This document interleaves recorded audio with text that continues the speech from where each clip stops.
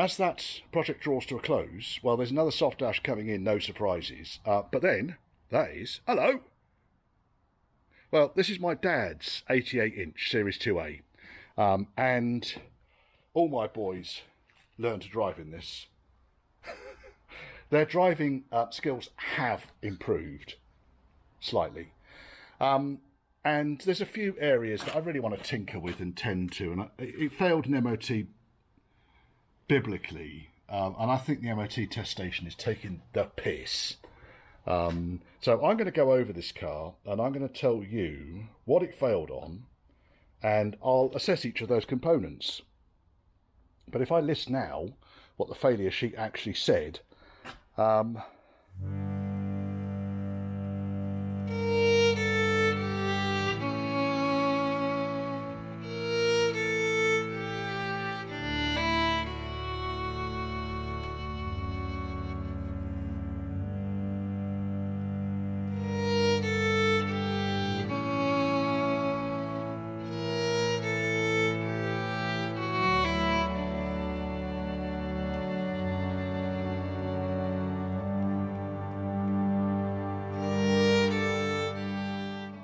inclined I believe all of it. The interesting thing is, and I'm going to check this out, is that the front springs are different from one side to the other. Now, my dad's owned this car for nearly 25 years. No one before has noticed that. Who'd have thought it? Anyway, as you can see, my car takes another step back, but I want this out of the way before Christmas. So it's going to be as and when I'm finishing jobs on other cars, then I'll start working on this briefly, just going around it, doing the odds and sods, getting little bits and bobs done.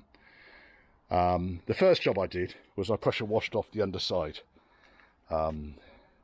Yes, I'm just wondering if Devon wants all its mud back. There's a bit of an oil spill, petrol spill there as well, which I might investigate. That might be petrol. But that's pretty much underneath where the tank was. When it was parked out here briefly. So yeah, I need to have a clear up now. And I need to have a clear up in here. I started yesterday really just cataloguing some of my used Range Rover parts, and I can't even get down there at the moment. The idea is that I will be able to get down there. Hello, new pressure washer. You're very good.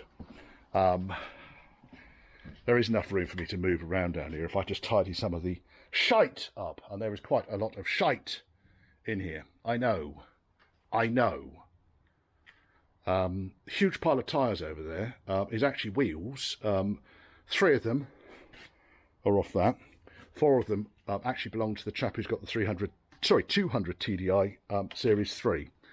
And he needs to come and collect those at some point. But they're kind of out of the way over there, so I'm not worried about that for the time being. Yes, so we're going to see some work on a Series 2A, which will actually be quite nice to do. Something that's not involving a ton of welding.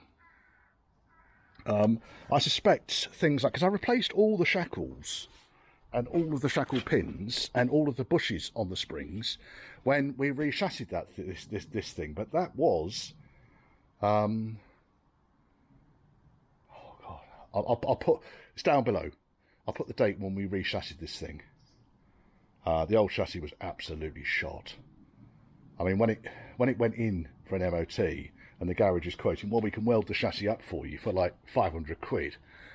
And I was saying to my dad that, to be honest, they're going to be welding it up next year for 500 quid, and the year after that for 500 quid, and the year after that for 500 quid, and patches over patches over patches.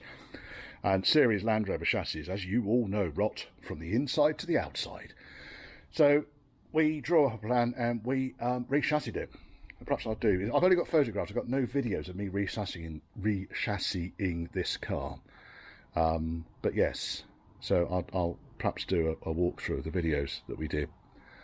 And the idea is get this thing tidied up, get it sorted out, looking a bit more presentable, but not stupidly so. It's a Land Rover. Series Land Rover. It needs a bit of patina. It is going to get a new canvas on the back. And I did talk to Dad about whether he wanted a full-length canvas, but he actually quite likes the security of the cab. Not that there is any, but I just think he likes the all-weather protection of the cab. Not that there is any. The good thing about series Land Rovers, as you series Land Rover boys will know, is when the water leaks in, there's enough drain holes in the floor for it to leak straight back out again. Anyway, I'm going to have a clear up now. I've got some boxes to go to the tip, and I've got some bits and bobs, and I'm trying to tidy up the last parts that need to go onto this car before it goes. It's going in a couple of weeks now. But the idea is to get this completely finished. I want to run it around for a couple of days just to double check everything is working, behaving as it should. And then the customer can have it back. But it's... all the silly little bits that needed doing are done. He does want cruise control on it, which I've put a help statement about, hickety-uppity. And he also wants the EAS air suspension reinstating, which I've got someone coming over with some diagnostics to see what's on the ECU. Shouldn't be too much of a problem. Oh, there's me. Hello, me. Needing a haircut. And then L95 tucked over there. It'll happen. It will happen. It will happen. I've managed to source a long stick LT77 gearbox, by the way. I've got a short stick LT77 gearbox in my stash, and it's currently got an LT95 with overdrive. I seem to be collecting those at the moment. I've got, well, there's two over there underneath that stand, and then there's another two there. That's my parts one. That other one there is possibly sold. I don't know yet. And there's another one in here. So I need to start getting rid of some of these. But maybe over the winter I'll strip this thing right down, build it back up from a rolling chassis. Be quite a fun project. Leave the 200 TDI in here, mate it up to a 5-speed LT77 with a 230R transfer box, and I've got one of those over there as well.